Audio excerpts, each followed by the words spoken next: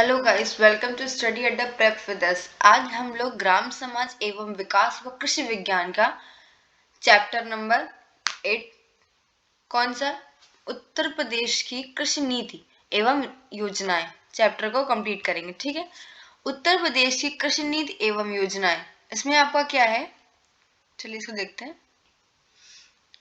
इसमें आपका क्या है, पहला पॉइंट, उत्तर प्रदेश सरकार द्वारा कृषि, एक मिनट में पॉइंटर ले लूं जरा, पेन। हाँ, पहला आपका क्या है, उत्तर प्रदेश कृषि सरकार द्वारा नई कृषि नीति की घोषणा कब की गई? ये आपकी की गई 28 फरवरी 2013 को। नई कृषि नीति का उद्देश्य क्या है? इसका आपका उद्देश्य कृषि क्षेत्र 5.1% की उच्च वृद्धि दर पर प्राप्त करना है। ठीक है, नई कृषि नीति में कितने क्षेत्रों पर बल दिया गया? ये आपका बल दिया गया 7 क्षेत्रों पर। ठीक है, नई कृषि नीति में कितने क्षेत्रों पर बल दिया गया? ये आपका दिया गया है 7 क्षेत्रों पर। ठीक है, नेक्स्ट इसमें नोट है, इन 7 क्षेत्रों को सप्त क्रांति की संज्ञा दी गई है। ये 7 क्षेत्र हैं प्रसार, सिंचाई, ठीक है, जल प्रबंधन, मृदा स्वास्थ्य व एवं उर्वरता, बीज प्रबंधन, विपणन, शोध तथा कृषि विविधीकरण। ठीक है, नेक्स्ट पॉइंट है आपका, कृषि सूचना केंद्रों की स्थापना किस उद्देश्य से की गई है? कृषि के समस्याओं के समाधान हेतु।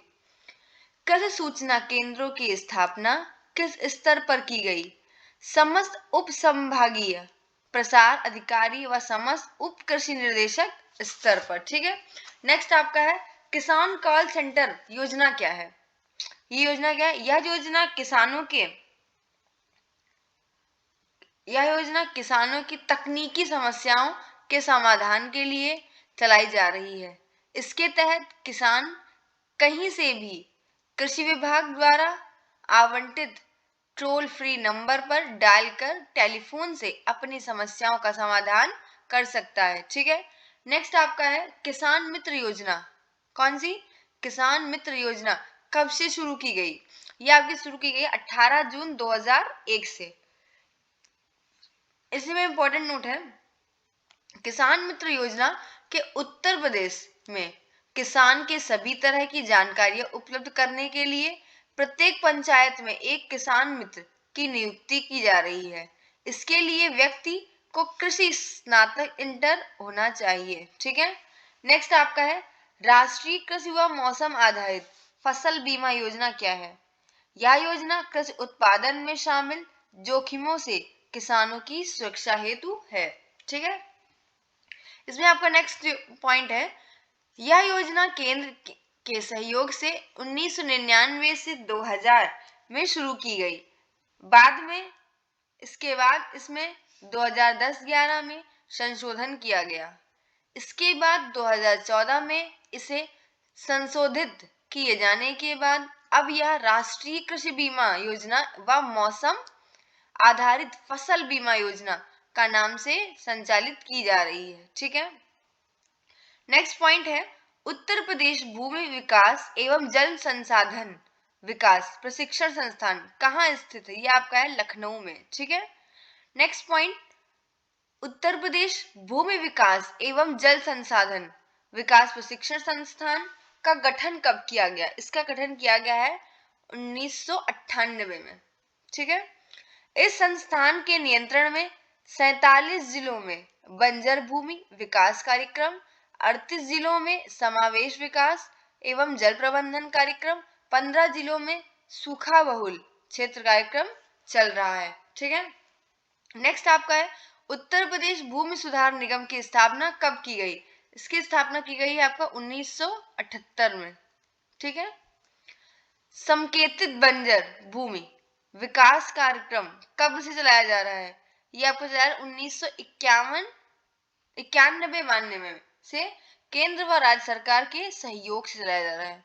संकेतित बंजर भूमि विकास कार्यक्रम किसको कौन कौन चला रहा है? ये आपको केंद्र और राज्य सरकार दोनों मिलकर चला रही है। ठीक है, किसानों के उनके उत्पादकों का उचित दाम दिलाने के लिए सरकार द्वारा कृषि पार्क की स्थापना किन किन स्थानों पर की गई? इसकी आपकी की गई स्थापना हापुड़ में, लखनऊ, वाराणसी तथा सहारनपुर में, ठीक है, इन 4 जिलों में करी गई है। सेडिक लैंड रिक्लेमेशन परियोजना क्या है? थर्ड परियोजना क्या है? 2010-11 में शुरू की गई इस परियोजना के अंतर्गत 6 वर्षों में जनपदों के लिए 1.3 लाख हेक्टेयर ऊसर एवं 2 जनपद के लिए 5000 हेक्टेयर बीहड़ भूमि को कृषि योग्य बनाना है, ठीक है।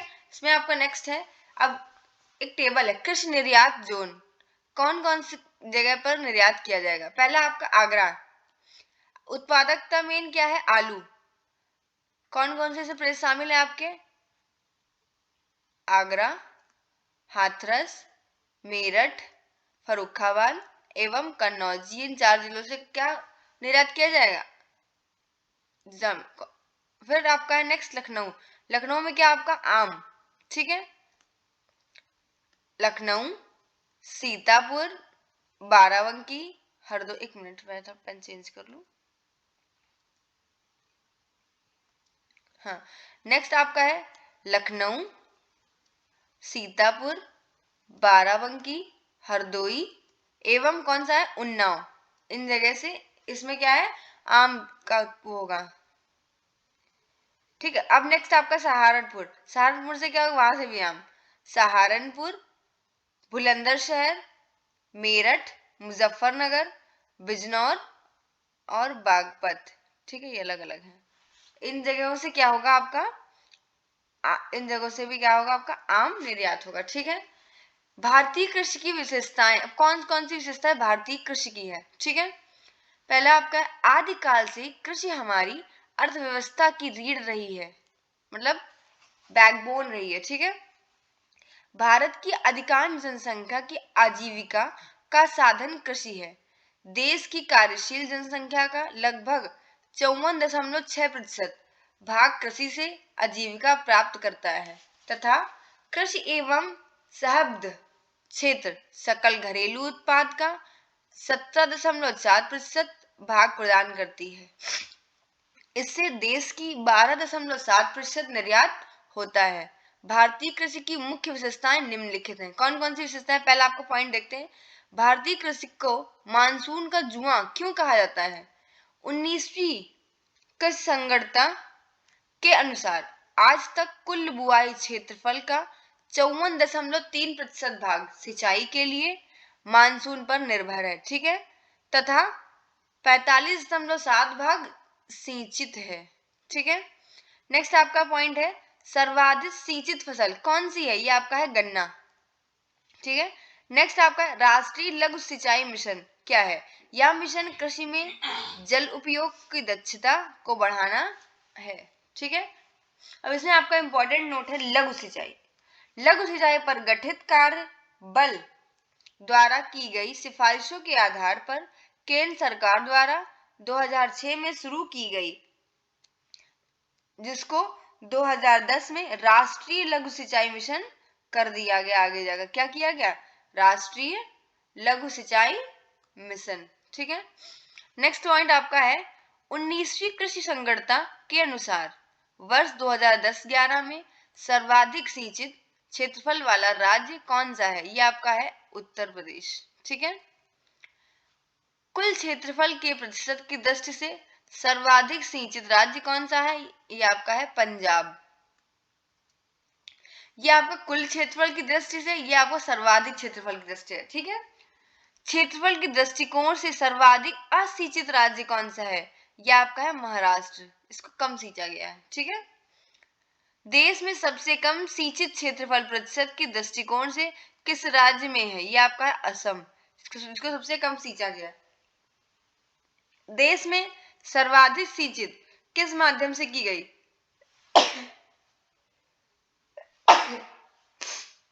यह आपका है नलकूप में, ठीक है।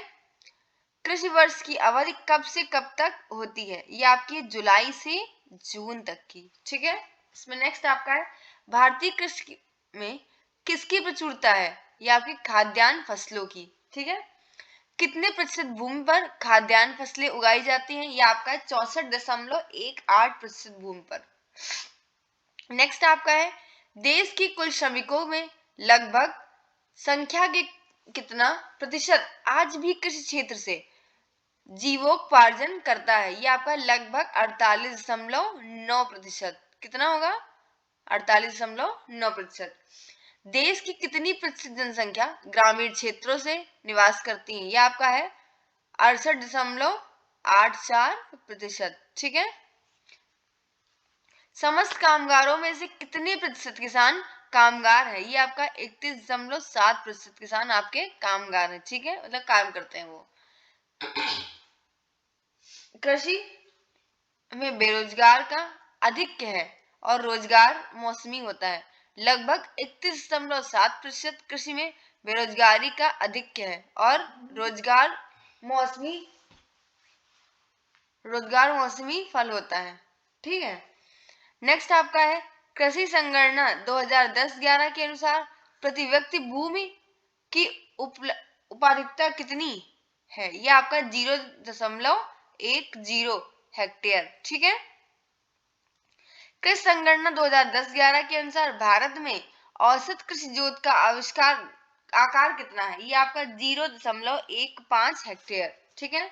नेक्स्ट आपका है भारतीय कृषि की उत्पादकता बहुत कम है, जो कि प्रति हेक्टेयर एवं प्रति श्रमिक दोनों की दृष्टि से बहुत कम है। भारत में 1 हेक्टेयर भूमि में 2665 ठीक है किलोग्राम गेहूं पैदा होता है, जबकि ब्रिटेन में 7178 किलोग्राम। ठीक है। आधुनिक तकनीक के उपलब्ध होने के बावजूद यहाँ पर अधिकांश उत्पादन पुरानी परंपरागत तकनीक से होता है। ठीक है। भारतीय किसान ऋण में जन्म लेता है और ऋण में ही मर जाता है। देश में आधे से अधिक किसान कर्जदार है। ठीक है। इस वजह से यहाँ वो कम उत्पादन कर पाता है। ऋणग्रस्तता शीर्षक वाली एक रिपोर्ट में NSSO ने जारी की के अनुसार किस राज्य के किसान सर्वाधिक कर्जदार है? ये आपके आंध्र प्रदेश के। ठीक है। ये फैक्चुअल बेस्ड क्वेश्चन है, इनको ध्यान दीजिएगा। जो भी इस टॉपिक से आपका मतलब इस टॉपिक के इस बुक से आपके फैक्चुअल क्वेश्चन है उनके विषय से ध्यान दीजिएगा। ठीक है। देश में सबसे कमजोर कर्जदार किसान किस राज्य में है? ये आपका है असम में। ऐसा क्यों है ये आप कमेंट सेक्शन में बताएंगे। ठीक है। भारत में किसान अपने परिवार की आवश्यकताओं के आधार पर उत्पादन की योजना बनाता है। अपनी अधिकांश आवश्यकताओं में अपने उत्पाद से ही पूरा करना चाहता है। नेक्स्ट आपका सहकारी आंदोलन। इसमें क्या है आपका कोलबार्ड ने सहकारी की परिभाषा देते हुए लिखा है कि सहकारिता ऐसा संगठन है जिसमें मानव व्यक्ति के रूप में समानता के आधार पर अपने आर्थिक हितों की पूर्ति के लिए स्वेच्छा से सहयोग करता है। ठीक है। नेक्स्ट आपका है समानता और लोकतांत्रिक मूल्यों के आधार पर जब अनेक व्यक्ति स्वेच्छा से मिलकर अपने आर्थिक हितों की पूर्ति के लिए संगठन बनाते हैं तो उसका स्वरूप सहकारी हो जाता है। ठीक है। इस प्रकार के संगठन में ऐसे लोग शामिल होते हैं जिनके पास व्यक्तिगत तौर पर आवश्यक मात्रा में संसाधन नहीं होते। संगठित होने से इनकी शक्ति और संसाधन बहुत बढ़ जाते हैं। ठीक है। नेक्स्ट आपका है भारत में सहकारी आंदोलन। ठीक है। पहला आपका है वर्ष 1901 में भारत सरकार ने किसकी अध्यक्षता में सहकारी समितियों के संगठन की संभावना और सफलता पर रिपोर्ट देने के लिए एक समिति की स्थापना की है? यह आपका है एडवर्ड लॉ की अध्यक्षता में। ठीक है। नेक्स्ट आपका है एडवर्ड लॉ की सिफारिशों के आधार पर सहकारी साख अधिनियम कब पास किया गया? ये आपका है 1904। आपको पहले आंसर दे दिया गया। ठीक है। ये आपको पहले ही दे दिया गया। 1904 में बने अधिनियम के कमियों को दूर करने के लिए दूसरा अधिनियम कब पास किया गया? ये आपका क्या किया गया है 1912 में। ठीक है। नेक्स्ट आपका है सहकारिता को केंद्रीय सूची से हटाकर प्रांतीय सूची में कब रखा गया? ये आपका रखा गया 1919 में। ठीक है। नेक्स्ट आपका इसमें नोट है 1919 में सहकारिता को केंद्र सूची से हटाकर प्रांतीय सूची में रखने के बाद विभिन्न प्रांतीय सहकारी सरकारों ने अपने अपने प्रांतों में सहकारिता की सफलता और उसकी प्रगति की संभावनाओं की जांच करने के लिए समितियां नियुक्त की। सहकारिता आंदोलन को 1995 में किसकी स्थापना से बल मिला? यह आपका आरबीआई की मदद से, रिजर्व बैंक की मदद से। ठीक है।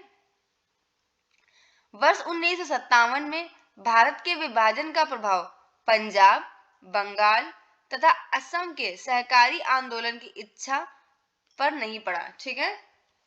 नेक्स्ट आपका सहकारी साख।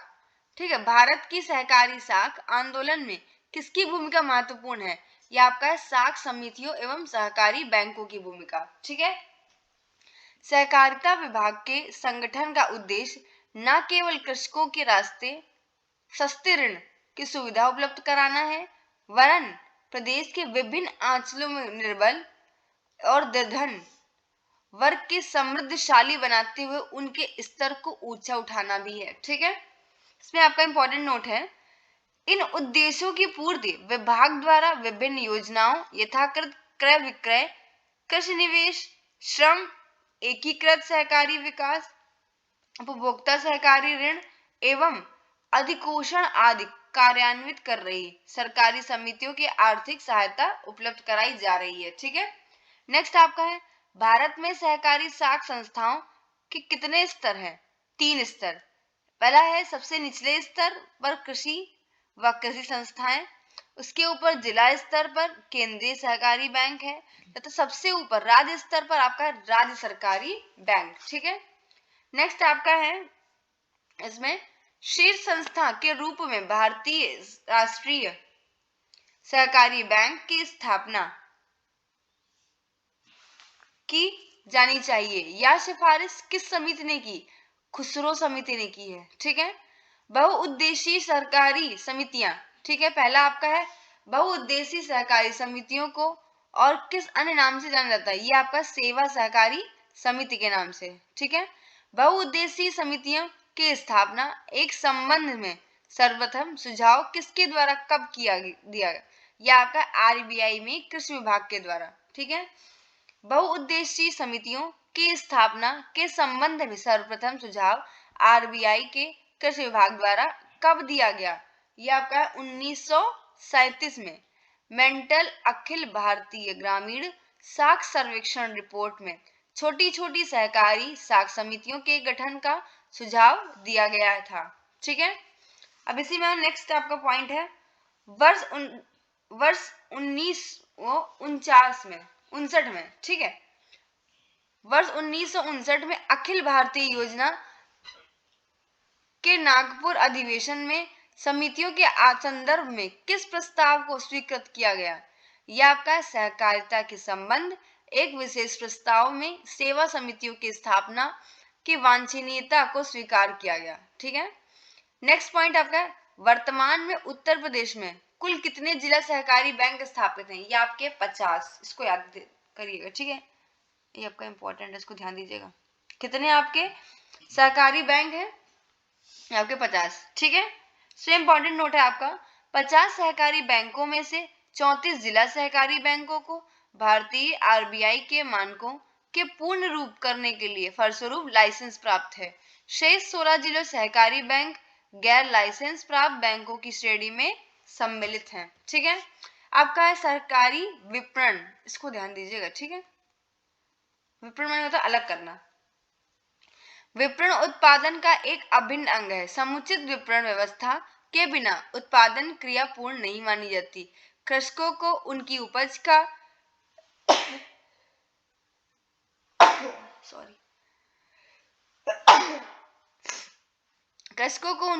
का समुचित मूल्य देकर उनको प्रोत्साहित किया जाए। इसी अवधारणा के परिप्रेक्ष्य में सहकारी विपणन अपना स्वरूप ग्रहण कर सका। अखिल भारतीय ग्रामीण साख सर्वेक्षण रिपोर्ट में सहकारी विपणन के एक एकीकृत योजना प्रस्तुत की गई थी, जिसके आधार पर दूसरी पंचवर्षीय योजना में कार्य किया गया। ठीक है, इसमें अगर नेक्स्ट पॉइंट है, सहकारी विपणन व्यवस्था एक ऐसी पद्धति है जिसके अंतर्गत कृषकों और उत्पादकों का वर्ग अपनी वस्तुओं की उपभोक्ताओं तक पहुंचाने संबंधित अथवा अपनी प्रविधियों या कार्य को पूरा करने का उद्देश्य से एक संगठित हो जाता है। ठीक है, अब इससे रिलेटेड कुछ क्वेश्चंस हैं। विपणन का उद्देश्य क्या है? विपणन का उद्देश्य कृषकों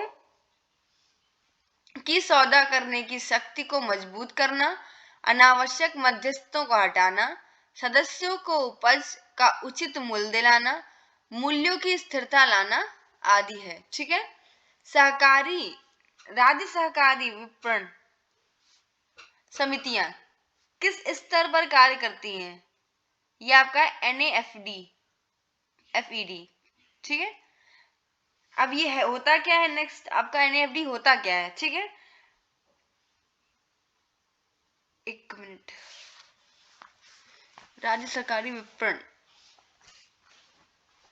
हाँ, नेक्स्ट आपका NAFED होता क्या है, इसको ध्यान दीजिएगा। ठीक है, कृषि उपजों के विपणन कार्य हेतु सहकारी क्षेत्र में राष्ट्रीय स्तर पर सहकारी विपणन संघ की स्थापना की गई। ठीक है, नेक्स्ट आपका है NAFED। ठीक है, मतलब नेफेड की स्थापना कब की गई? ये आपका की गई 1974 में। ठीक है, नेक्स्ट आपका है केंद्रीय विपणन समितियों का कार्य क्या होता है? इनका कार्य क्षेत्र में जिला तथा अंतर जिला व्यापार होता है। ठीक है, नेक्स्ट आपका है प्राथमिक विपणन समितियां किस स्तर पर कार्य करता है? ये मंडलों तथा थोक संग्रह केंद्रों पर कार्य करती हैं। ठीक है, ट्राइफेड की स्थापना कब की गई? इसकी आपकी स्थापना की गई अगस्त 1987 में। ठीक है, नेक्स्ट आपका है ट्राइफेड की स्थापना किस उद्देश्य से की गई है? इसकी स्थापना जनजातीय लोगों का शोषण करने वाले निजी व्यापारियों से छुटकारा दिलाने तथा उनके द्वारा तैयार की गई वस्तुओं को अच्छा मूल्य दिलाने के उद्देश्य से की गई है।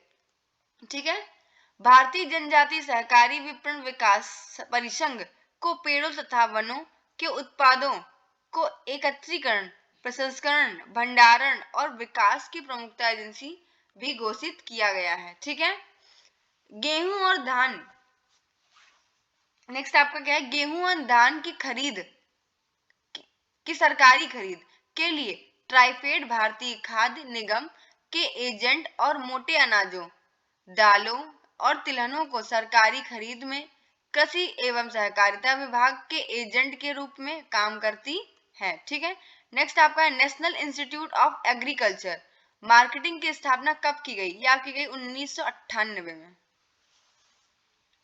88 में, सॉरी। ठीक है, national institute of agriculture marketing कहाँ स्थित है? ये आपका जयपुर में। ठीक है, नेशनल इंस्टीट्यूट ऑफ एग्रीकल्चर। भारतीय कृषक उर्वरक, क्या आपका ना, भारतीय कृषक उर्वरक सहकारी संस्था IFFCO, ठीक है, का कार्य क्या है? इसका कार्य है उर्वरक का उत्पादन एवं वितरण। ठीक है, नेक्स्ट आपका इसमें है वर्तमान समय में सहकारी विपणन संरचना के अंतर्गत देश में मंडी स्तर पर 2636 सामान्य उद्देश्य प्राथमिक विपणन, ठीक है, सहकारी विपणन समितियां, तेहलनों इत्यादि के लिए 3290 विशिष्ट प्राथमिक सहकारी विपणन समितियां, 157 जिले या केंद्र समितियां, 29 सामान्य उद्देश्य राज्य सहकारी विपणन फेडरेशन, 16 राज्य स्तर पर विशेष वस्तु विपणन तथा राष्ट्रीय स्तर पराराष्ट्रीय कृषि सहकारी विपणन फेडरेशन है। ठीक है, इसमें आपका इंपॉर्टेंट नोट है 16 राज्यों तथा 3 केंद्र शासित प्रदेशों के ग्रामीण स्तर की सहकारी संस्थाओं से लेकर राष्ट्रीय स्तर की सहकारी संस्थाओं और फेडरेशन IFO के सदस्य हैं। ठीक है, IFCO और इन सहकारी संस्थाओं के सदस्य की संख्या लगभग 26,000 है। ठीक है, नेक्स्ट आपका है लास्ट पॉइंट सहकारी संसाधन इकाइयों में चीनी मिलों, कपास उटाई, ठीक है, उटाई व संसाधन इकाइयां, सूती कतई मिलें, धान संसाधन इकाइयां, तेल मिलें, फल सब्जी संसाधन इकाइयां शामिल हैं। ठीक है, अगर आपको हमारी वीडियो अच्छी लगी देन आप लाइक, सब्सक्राइब एंड शेयर कर सकते हैं। ठीक है, थैंक यू।